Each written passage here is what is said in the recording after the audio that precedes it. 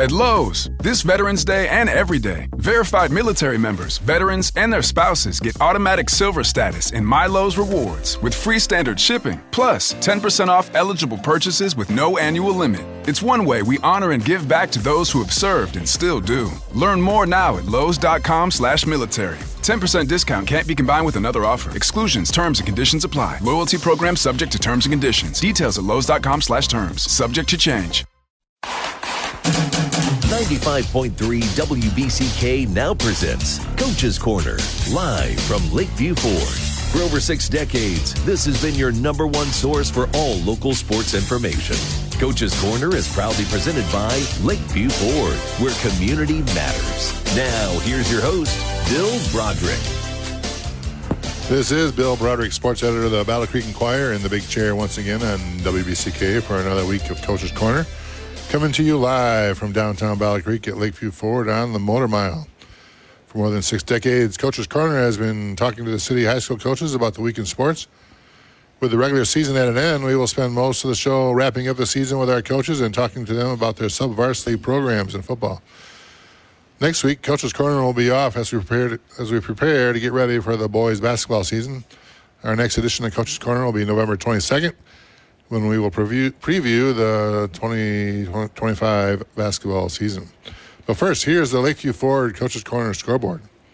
There were still 2 area teams alive in football playoffs last night. Number 9, Climax Scots faced number 3, Martin, in 8-player football and lost 36-20.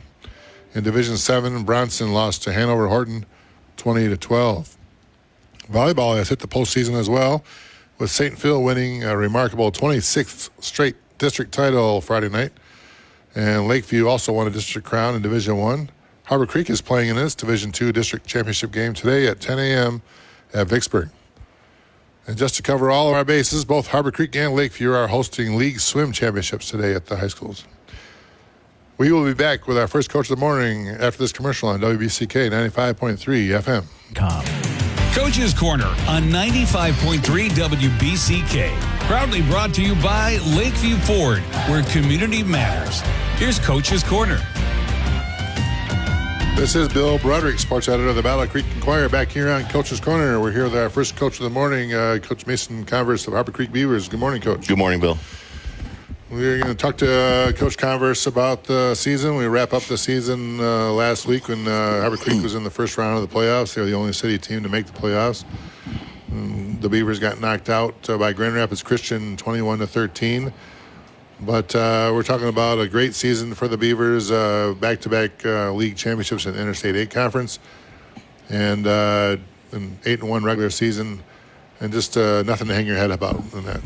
Lots to be proud of, and that was, it's as we get to be a week away from last week's tough loss and saying goodbye to those seniors. It's over time heals all wounds, and this was a pretty special group, and that's what I hope is as time goes on, they realize, what a special 2 years they had on varsity, and some of them were there for 3 years, and to be 22-5 the last 3 regular seasons and 16-2 the last 2 regular seasons is pretty special, and back-to-back league championships really for only the 5th time in school history, and really the culture that the seniors built this year wanted to have going back to the end of last season. And we talked about going all the way back to 2021, and coming out of the 2021 season we were league champs, and a lot of us thought we were just going to run it back. They thought, hey, we had it rolling.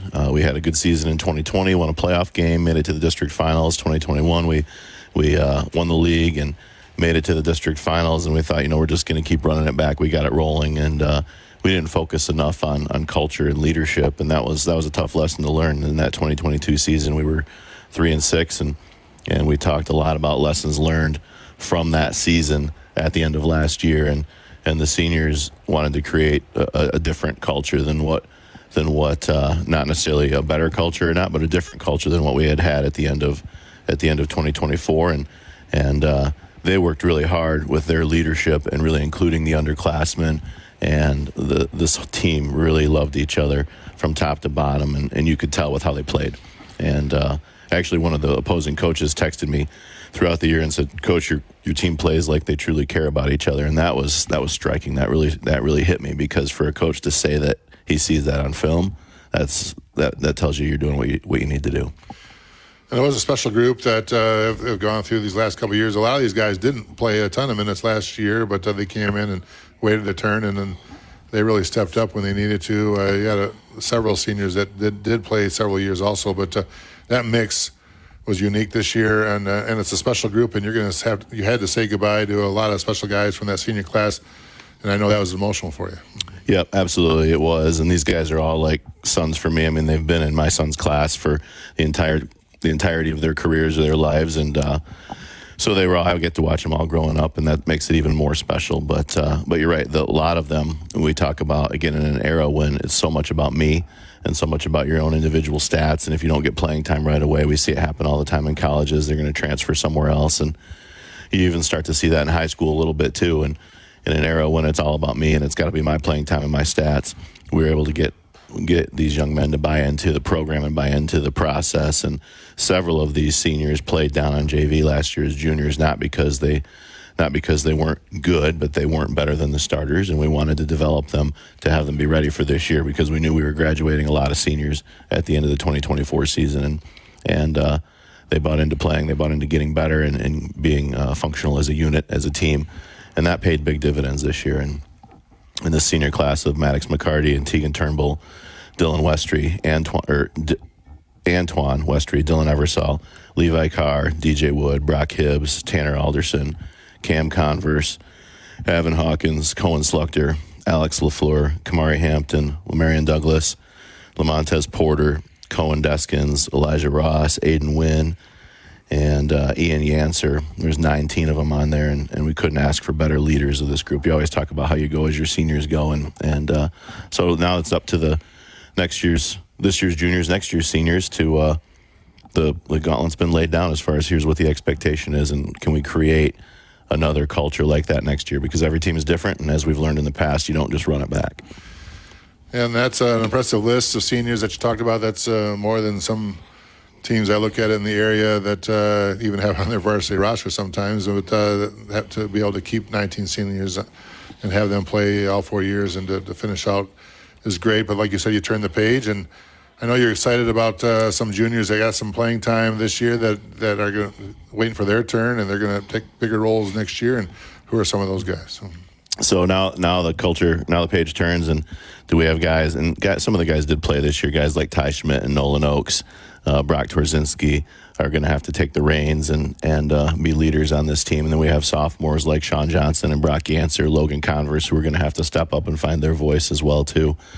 You've got other juniors like Josh Bodie and Leo Ott who saw time on varsity this year and are going to have to step into key roles, because we do graduate about half of our guys on defense and half of our guys on offense. So we've got spots to fill in, and again, I know they're ready to step in, but it just doesn't happen. So you have to really work at it throughout the offseason.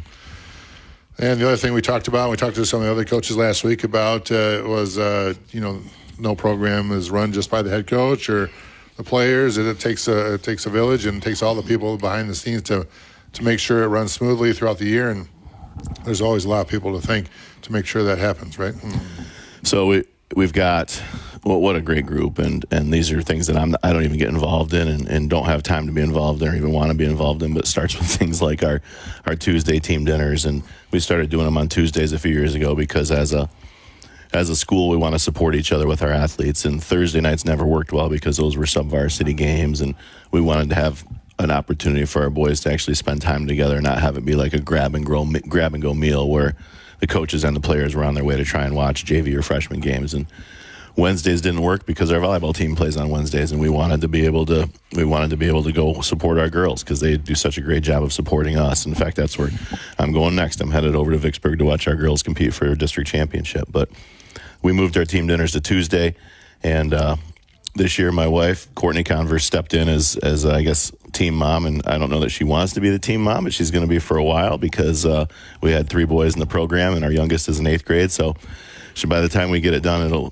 she should have it figured out. And she did just a terrific job this year and took a lot of stuff off my plate. And she had a great team with her too. She had other parents, Kevin and Jen Eversall, Jason and Stacy Deskins, Tommy and Corinna Turnbull, Harry McCarty, Charity Alderson, and then Mike and Tiffany Schmidt all were there to help plan. And this starts back, like, I think they started in May, talking about the team dinners and who was going to sponsor them and getting out and talking to businesses about sponsoring them and getting that stuff organized and coordinated. And then on top of that, getting the space and getting servers and getting donations from people because we have the main meal, but then we also have parents bring in side dishes and things like that as well too. So those were that's the main group of people who ran everything this year, and they just did an outstanding job. I mean, our boys are spoiled.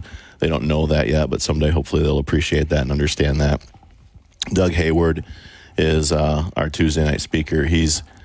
When I got the head coaching job, Doug was somebody who had been with the previous he'd been with Ed Greenman and Mike Seedorf, and he talked a lot.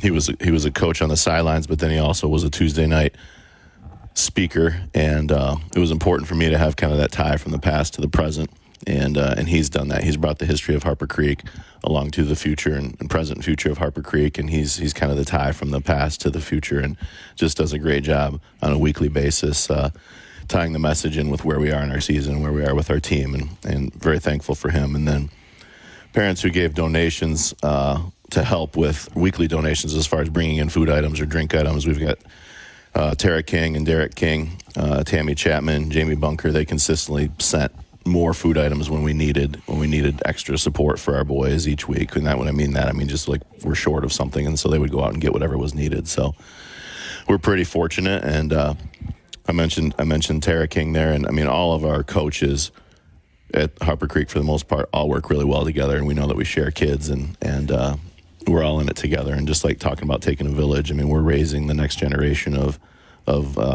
adults, I guess, not just men, but adults, men and women of character. And so we work really well together, and fortunate that we've got that culture built right now.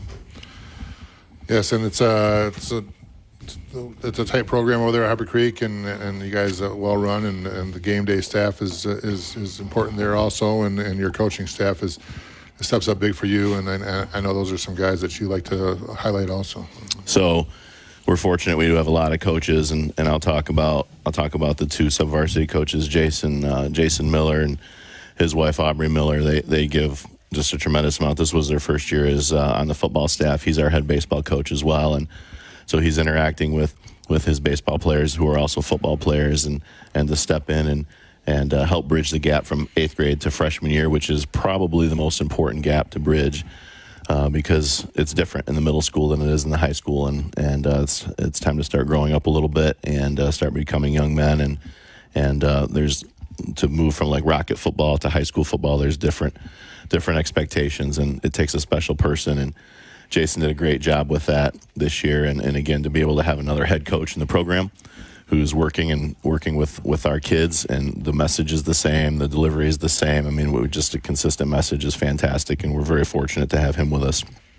And then Larry Quick and Julie Quick, his wife, is our JV coach, and Larry is also our head track coach. And so, again, to have another coach in our program who's a head coach of another sport is tremendous. And so now we've got 3 head coaches that are involved in the football program, and it just goes to show what when we work together, some of the special things that can happen. Because again, with Coach Quick, it's all about relationships, and it's all about building boys into men, and creating those relationships where kids want to actually perform for each other and perform for the team, and nobody's bigger than the program, and he does a great job with that, and we all do a great job with that because of his lead at times. So very thankful to have him on staff as well.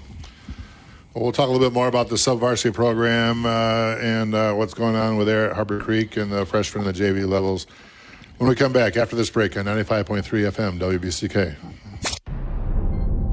Coach's Corner on WBCK, brought to you by Lakeview Ford, where community matters. Now back to the show.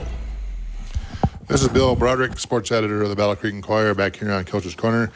We're here talking to Coach Mason Converse of the Harper Creek Beavers, and we're going to talk about the sub-varsity programs over there at Harper Creek. And another successful season for Harper Creek at sub-varsity programs. Talk about what happened at the JV and at the freshman levels for the Beavers. So both levels had great seasons. Our JV was 8-1. I believe our freshmen were 7-2. And when I say I believe that, we focus. I don't always pay attention to the wins and losses. So if I'm off on that, I apologize. But we focus a lot more on player development and than we do winning games.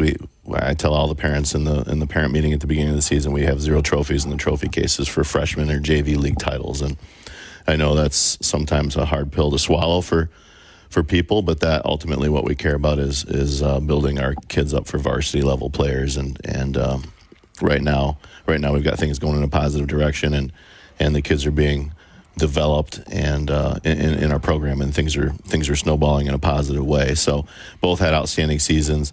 We changed how we coach a couple of years ago. Actually got it from I'm gonna give Lauren Granger of Battle Creek Central credit, and as far as how they coach, and then also Byron Center, how they keep their levels together. So they have coaches that specialize on the offensive side and coaches that specialize on the defensive side. And when the varsity is coaching offense, they have their coaches coaching offense. The JV and freshmen are on defense, and then we rotate halfway through. So that way we've got the same coaches coaching players all the way through, and the terminology is the same. The coaches are the same. If we talk about it helps with communication and bridging the gap between one level to the next. So if we have to move a player from freshman to JV, we know there's not any difference in terminology, and those coaches have seen those players play, so they have a good idea of what. It's not me calling down and asking Coach Quick, hey, who do you think can play with us on varsity on Friday night because we have an injury? We already know who can do it because we've spent time with those kids.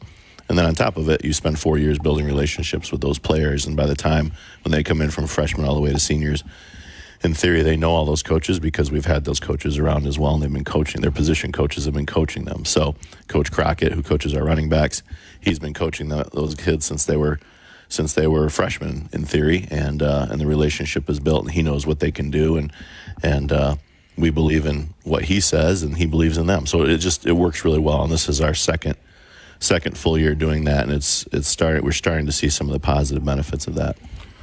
And what we look forward to in this conversation here is looking for some players that you can be excited about maybe coming up in the next couple of years, and that would be most likely some sophomores that maybe saw a little time with the varsity, like you said, in practice, or saw some playing time even on Friday nights in the fifth quarter situations. You have some sophomores that you're excited about coming up and maybe making an impact next year. Yeah, without a doubt. We have, we'll be different next year, different than this year, but still talented. And we think going into our winter sports and spring sports, that our kids have a chance to compete, and we know that we've got speed, and we'll compete at all levels, and on the football field, that's not going to be any different next year. So we've got some of our top sophomores who played with varsity most of the year, guys like Sean Johnson and Brock Yancer, Logan Converse. They're going to have to step up and now be full-time contributors on the varsity level. But then you've also got guys like Asher Bartlett,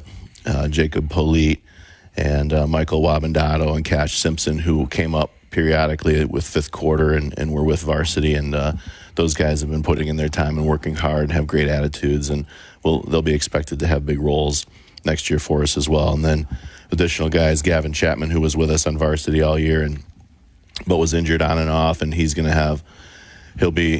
to be a big part of what we do next year, and we've got to find a way to keep him healthy, and we'll work on a lot of that throughout the off season. And then other guys like Carter Turnbull, Isaac Torres, Brody Wallace, Adrian Lucero Denton, and even Mac King, who spent some time this year, and he's a junior, but he spent some time this year being on JV so that he could get ready, just like last year's seniors, just so that he could be ready for football his senior year. And these guys have put in their time, and they are ready, and they will be ready by the time next fall comes around. But they're ready right now to step up and be leaders leading into the wintertime for us.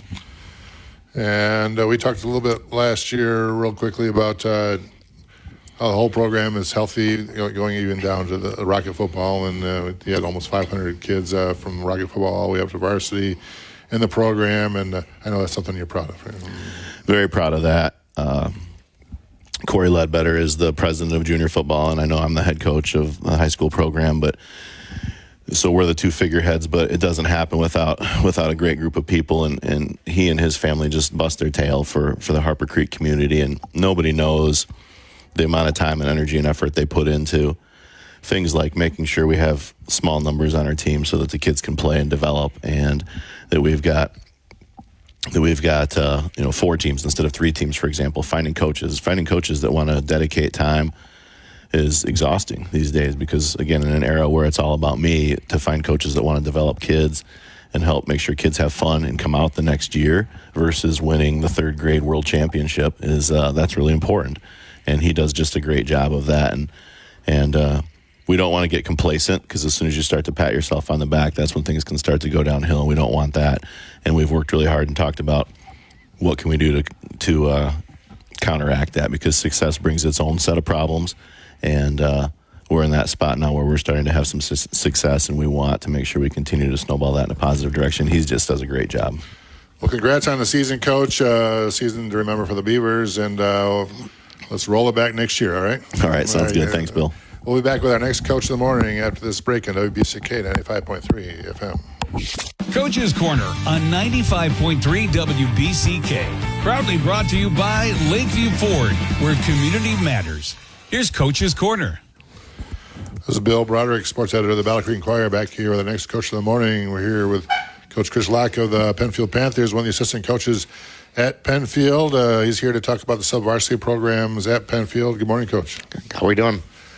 We have Penfield as trying to grow their numbers the last couple of years since Coach Hatton has come aboard, and doing a little bit, gaining some ground in that area. And I know that this year you really emphasized trying to keep good numbers on the levels and try to create a situation where you're creating more opportunities for these kids to play at the freshman, JV, and varsity level. Talk about that a little bit at Penfield. For sure. So this year we actually started with both the freshman and JV team. I think the JV team started with about 25 kids. We were at about 22, 23 freshman kids. So we started off with that. Actually, the freshman team played 2 games. They went 2-0. And then by that week 3, I think when we combined them, we traveled with 29, 30.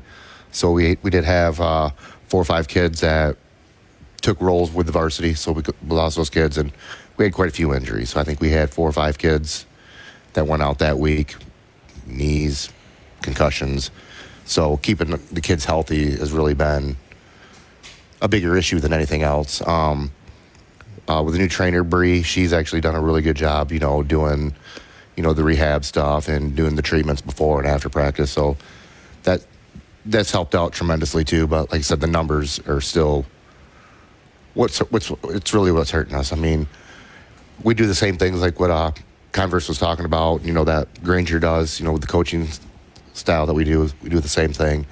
So all the coaches were the same kids, but even when the varsity team's going, I think we ended the season with about 17 kids on varsity. So it's kind of hard for them to even put a scout team. So we're still shuffling kids from the JV up or vice versa, getting a couple of kids around. So it makes it tough sometimes. Yeah, so the numbers are still an issue at Penfield, and it's a problem that's that needs to be solved and try to get more kids going. But at the freshman and JV level, you want to see some growth, and did you see some of that this year? Oh, absolutely. Like I said, there were so many kids that actually got varsity playing time, and it does limit their time on the JV a little bit. But that varsity experience really, we think will pan out for them. We even had 2 freshmen that saw quite a bit of playing time on varsity. Corey McGee and Evander McCarron. I mean, they didn't even play on the JV the last 2 games. So I mean, to have 2 freshmen that are up and seeing considerable playing time is pretty impressive. That's something that we really haven't seen at Penfield in a while. And you guys try to dive into the fifth quarter situation sometimes and try to get some of those JV guys at some playing time in some of these games also, and has that helped a little bit? Yeah, for sure. I mean, it really helps out with the varsity. Now at the same time, it kind of hurts the JV a little bit because, you're losing your studs, but at the same time, you're getting other kids that are getting quite a bit of playing time that usually wouldn't be getting that. So that helps out quite a bit, So it's something that we just, we got to fight through and keep pushing them. Talk about some kids that you're excited about. When you mentioned a couple of those freshmen, a couple of sophomores that you're excited about that maybe could make that leap and make an impact on the varsity next year. For sure. Like I said, Corey and Evander both got quite a bit of playing time. A couple of the other freshmen that could see some good time on varsity next year. Micah Inman, Brody Baldwin, Isaiah Higdon played some linebacker for us, and he's a little firecracker. So, there's a couple of those kids for the juniors. Like I said, Rainian Korlak saw a lot of time at varsity. Actually, I think he even qualified for varsity letter. Brody Hayes, Gavin Stevens, Avin Conley. Those guys all saw quite a bit of time on the varsity with, limiting to about a half of a JV game. Brooks Peak is another sophomore that saw some time in varsity and did pretty well. The last game, he broke his thumb and never came out of the game. So, we've got some kids that are starting to put themselves aside and doing the better for the team, and that's a big thing that we've started to see. We still have, we got to get rid of the me and get with the we. So seeing some of the kids making that transition and finally starting to see the bigger picture is really what's going to help us out.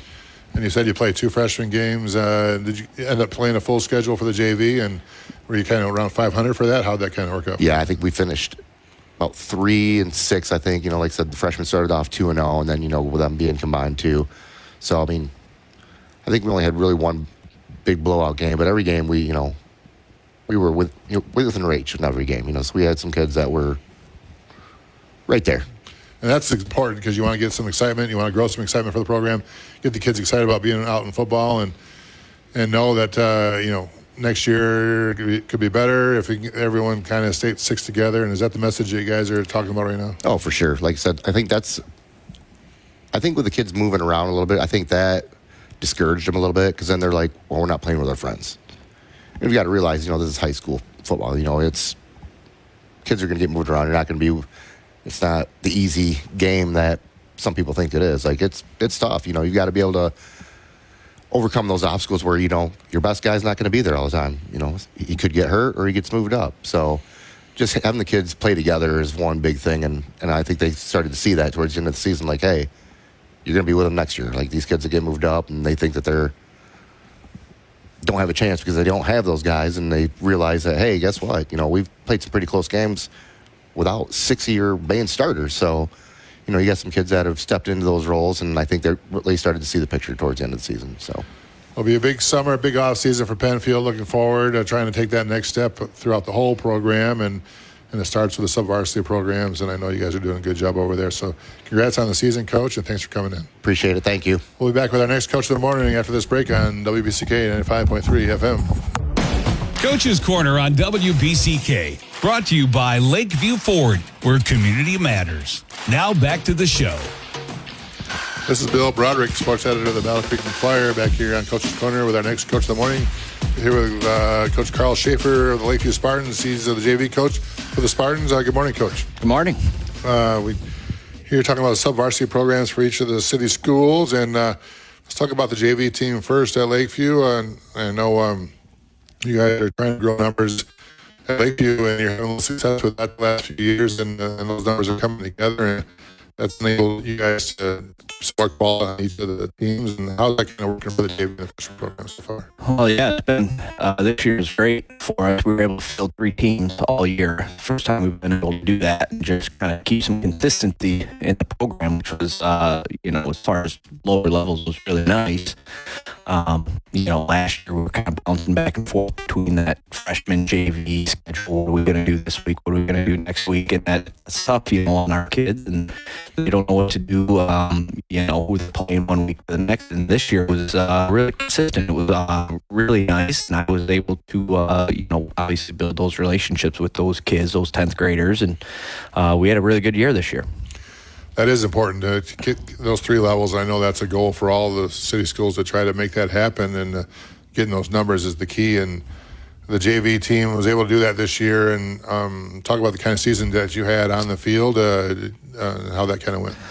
Yeah, so we didn't know what to expect this year, and I talked to Coach Vernon in the summertime at our coaches' clinics and said, my expectation this year is to compete. We have the kids, the athletes, the linemen, and the running back and quarterback. We should be able to compete every game this year, and we did. We competed every game. We ended up going 4-5 this year. Had a really good season. stayed healthy for the most part. And, that was a lot of fun for our kids to see some success, at the lower level, that we can win. If we stick together, we have the guys that can do this. We can build this program. We can, maybe be that next group of guys that can come in and really do something special at Lakeview. And it started with, last year, those freshmen had, we struggled last year. And so I was able to have these kids for 2 years. And I think that was a huge benefit for us this year, is building those relationships over 2 years with those kids and having some success this year and competing. And we did. We competed in every game. Even the ones we lost in were close games, so they were fun games. The kids saw that they can do this, and they last summer they did the right things. A lot of those kids got in the weight room. They bought into what we were doing, and it showed. And were you able to play a full freshman schedule, full 9 games? I know that's a lot. That has to do with a lot of some other schools that they may not have some opponents for you, but. And if you did that, what kind of season did the freshman teams have? Yeah, so the freshmen, they did. They played 9 games. They struggled. They were 0-9, but, they stuck together, and they every week they stayed positive. They were focusing on building, right? I mean, focusing on football skills, trying to get better. And those freshman coaches, Coach Sill and Coach Gillette, did a great job with those kids.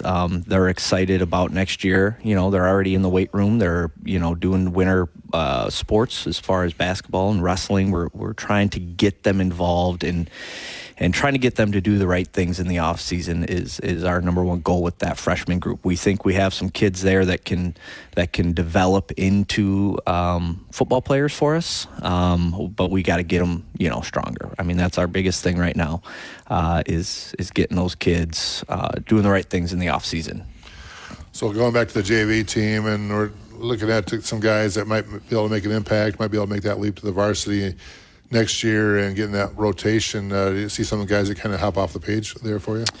Yeah, so we had some fifth quarter kids this year that, helped out the varsity. Kids like Vinny Chaw was our corner that was pretty good for us. Naz Merriweather was our running back and did a great job this year for us at running back, and he helped the varsity a little bit. Adam Talbot was our quarterback on the JV, and he ended up fifth quartering a bunch of games. And he, is going to be a player next year. He's going to be someone to keep an eye on. Sam Arrowwood, he's going to be, two-way player for them next year at linebacker and running back. And then you got linemen, we got some big guys coming. Ryder Strunken, Henry Harasti are kids that to keep an eye on as, juniors that are getting stronger.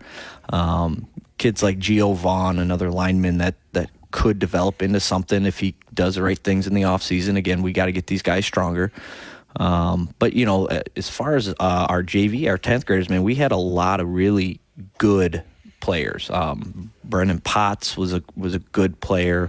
Alex Bell, Josiah Wanzer was a first-year 10th grader who's about 6'4", 200 pounds. And he could be a really good player for us, first-year kid, and again, we got to develop him. We got to keep him around. And as far as, this group of 10th graders, I thought this was a really tight-knit group. I mean, they're all friends. They go hang out at each other's houses. They play video games together. It's a really tight-knit group of guys. And that was really what was a lot of fun for me, is coaching a really tight-knit group, family type of kids that are. When you're looking at, as a JV coach, so when you're looking at players, what are the players that are the hardest that can it's hardest to find out if they can translate from the JV to what position groups? A lot of times it's linemen because you need to get size and you don't have all the size a lot of times at JV. It's also a lot of times it's the quarterback who can do it at the JV level, but it gets the varsity level, it gets a little bit fast for him. From your perspective, what kind of position groups are the hardest to make that leap? Yeah, definitely linemen, I think, is the biggest thing. The speed of the game, from JV to varsity is obviously the biggest one, So getting those linemen to get their feet moving, getting faster, that's been our big focus. Coach Vernon and our big focus is getting kids faster, right? Right now we're a little bit slow, for the most part, and we got to get these kids faster, and especially when they go to see those varsity games when they fifth quarter, they get a sense of how fast that is, and so I thought fifth quartering a lot of those kids was a good thing to get them prepared for the speed of the game. And so linemen, I think, is number one. We got to get our linemen faster. We also got to get them stronger. And then, linebacker too, you got to be able to run at linebacker, running down running backs and quarterbacks that can run and being able to do that and read. And our defense, our outside linebacker is probably, one of the toughest positions to play because you have to contain everything, but you also got to be fast, but you also got to be physical, and playing that position is tough. And we got Brennan Potts coming up. We're hoping he can be a player there for us next year. And then there's a couple kids, juniors, that are going to be on the other side. But yeah, that's a tough position too. That outside linebacker for us, trying to contain everything and be physical and take on blockers. And, those two spots are going to be spots that we got to focus on. Will be a big summer, a big off season for Lakeview as they try to get all three levels right. And I know the numbers are going good for the Spartans, and a lot of excitement around that. So congrats on the season, Coach, and thanks for coming in. Hey, thank you. Thanks for having me. We'll be back with our next Coach of the Morning after this on WBCK 95.3 FM. Coach's Corner on 95.3 WBCK. Proudly brought to you by Lakeview Ford, where community matters. Here's Coach's Corner. This is Bill Broderick, sports editor of the Battle Creek Enquirer, back here on Coach's Corner. We're here with our next Coach of the Morning, Coach Lauren Granger of the Battle Creek Central Bearcats. Good morning, Coach. Beautiful morning. We have Coach Granger in here to talk about the sub-varsity programs at BCC, and you had a ton of young guys on the varsity, so talk about how that left any guys in the sub-varsity programs to play, because you had a lot of young guys play varsity this year. Yeah, we had a great number of guys really that we're really excited about that came in the season and made great improvements throughout it. We I posted on Facebook last night. We had our banquet the other day, and one of the things we're very proud of is we had 42 players in our program who got trophies for having a 3.0 GPA or higher. 36 of those come back. So a lot of those kids are JV players. Of course, with the freshmen who don't really have a GPA calculated yet, we give them the trophy if they have all A's and B's in that first marking period in their report card. But, man, what's really great, I mentioned that because, if I can't teach them enough about football in the next 4 years to give them an opportunity to play in college, at least I know they can go to college. Right. And with the Bearcat Advantage, it's just a beautiful thing to be able to talk about. But a number of these JV guys I'll talk about we're really looking forward to having big things out of next year. Many of them are freshmen, but in our program, we try to advance the kids as fast as we can. The earlier that they can get varsity film and varsity experience, the more recruitable it makes them, and we feel like the more experience they're going to have by the time they graduate. So we've been doing that for a couple of years now. We've got a good number of kids in our junior class that are coming up through that. Next year we'll have a larger senior class than we've had in a long time, and those kids will all be very experienced. So we have a number of kids who were JV players this year, but also played a fifth quarter with the varsity like most other people do. But we're really looking for big things out of DJ Guest. I'll talk about first. Had a monster game 9 for our JV team. He's a freshman. Scored 3 touchdowns. Had an interception. He's a defensive back, wide receiver type of guy, but just a heck of a football player. His older sister, probably the best athlete in the household, is on our varsity basketball team. So he would be second, in case you didn't pick that up. But really excited about what DJ is going to do over the next 4 years. Leroy Harvey, Trey Harvey, we call him, is our technically our JV quarterback, but also doubled up as a varsity player throughout the season. He would play a couple quarterback quarters in JV games. We're really excited about his future, even if it's not at quarterback, because when he came up to the varsity, he played a lot of wide receiver and some defensive back for us too. Marquez Miller is our running back on that JV team. Very, very talented. He's a sophomore. Ironically, our varsity running back is a sophomore also. So it'll be really interesting to see over the next 2 years who grabs that starting spot. It really could be either one of them or both of them. You know, we might have to put in a couple of sets where we have 2 running backs on the field because those guys are both extremely talented, and we're excited about them. Aaron Williams is a freshman. He'll start somewhere next year on the varsity as a sophomore, and really, to be honest, it could be Aaron's choice. He's very talented on the offensive side of the ball, but really got most of his opportunities on the defensive side of the ball this year because we were so thin in the defensive backfield. So looking for big things out of Aaron. Damani Spraggins is also a JV quarterback. The quarters that Trey wasn't playing, he and Rashad Clark shared. Both those guys are pretty talented, but Damani shows a little extra level of talent, I would say, with regard to quarterback. And to be honest, you know, Lee Campbell plays varsity quarterback, but we really don't want him to. Not because he's not good enough, but because we see his future being somewhere else. We'd really love for one of these young guys to be our starting quarterback in the long run and allow LJ, who's just a sophomore, to be able to play some receiver because he's got some really dangerous open field talent, and that could be highlighted by one of these guys stepping up and playing quarterback. Jason Stokes, defensive back. He's probably going to be the best tackler in our program, overall raw tackler. We have some very talented young defensive backs. Terrell Sipp is another freshman, but he started on the varsity all year long. I could see Jason coming in and competing for a starting spot next year as a sophomore. So looking forward to that. There's just a number of guys. Darwin Wilcox played O-line, D-line for us. Very talented kid. He's a freshman, strong, just, beefy, stocky type of kid. Played very well. Jacob Perry, a defensive end. Also got some varsity tick this year. Really a JV player, though, and played very well on the JV as a defensive end. Daytrez King, who probably didn't want to play center all year long, but was our most consistent offensive lineman, along with David Jackson on the JV squad. Both did a great job. Grayson Finch is going to be a wide receiver for us someday. He just needs to kind of grow into his body a little bit. They're all so young, 13, 14.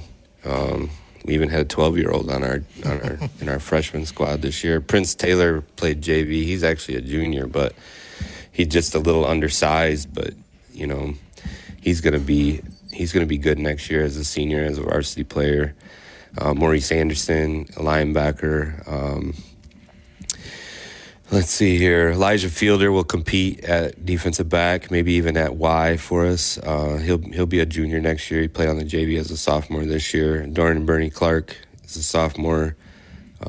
He's a lineman. I would say a defensive lineman, probably played really well. We're excited about Connor Harvey. He's also a defensive end. We've got 3 of those on our JV team that we think are going to be really good, which is crazy because we have both our starting defensive ends on the varsity come back. One's a junior right now, and one's a sophomore, and Jordan Rowe.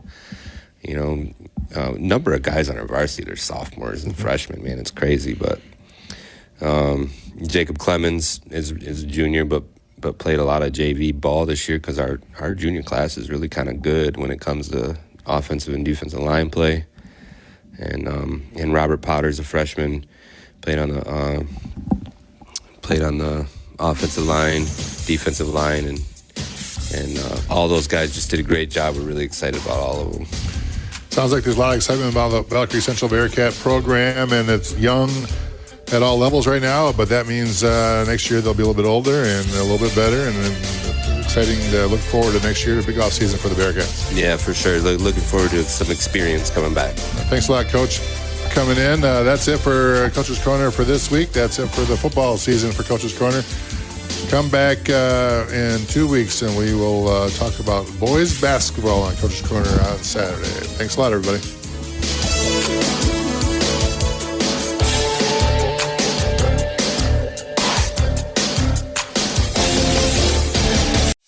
If you love to travel, Capital One has a rewards credit card that's perfect for you. With the Capital One Venture X card, you earn unlimited double miles on everything you buy. Plus, you get premium benefits at a collection of luxury hotels when you book on Capital One Travel. And with Venture X, you get access to over 1,000 airport lounges worldwide. Open up a world of travel possibilities with the Capital One Venture X card. What's in your wallet? Terms apply. Lounge access is subject to change. See CapitalOne.com for details. Lowe's knows that saving is always top of mind, especially this season. That's why we've picked some great deals for early Black Friday. Get free select DeWalt, Cobalt, or Craftsman tools when you buy a select battery or combo kit. More tools? Why not? Plus, we've got select pre-lit artificial Christmas trees starting at $59.98 because it's never too early to think Christmas. Get Black Friday prices without the crowds. Lowe's, we help, you save. While supplies last, selection varies by location. Are we exposed? Security teams ask this every day. Vulnerabilities across network, cloud, AI, and OT silos hide the truth, and attackers are watching. Tenable unifies your tools, teams, and data so you can spot and close risks fast. Tenable's AI-powered exposure management gives teams one view of risk, helping them focus, take action, and close critical exposures fast. Visit Tenable.com. Tenable. Your exposure ends here.